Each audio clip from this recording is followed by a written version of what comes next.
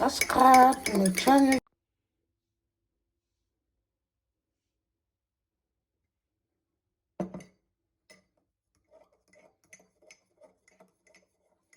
Abonnez-vous sur notre chaîne YouTube Henriette Kilumbu Shembo TV. Subscribe to my channel Henriette Kilumbu Shembo TV. Subscribe. Abonnez-vous, abonnez-vous. Nescafé citron. Banana. Kusali aprenda ilusonga mingi.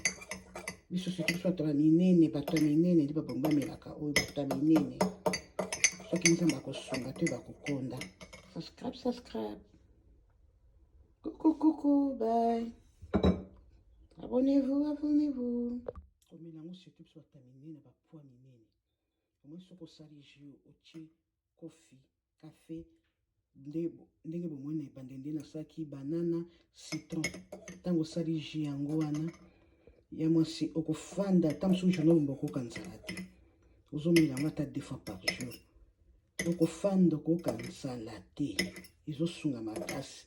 Soki kosunga biso kokonda nzamba sana. Meza bien bomela surtout bato minene bato okoka nzala te. Soko liaka bifufu bilialia, oliaka bilialia bilokota lokota. Na oyo koka nzala te kotika bilokota lokota okolia otika bilialia. Okoka no nzala te. Donc kosunga tamsuna kokonda tomeka. Eloko so bameka kaka ba yango.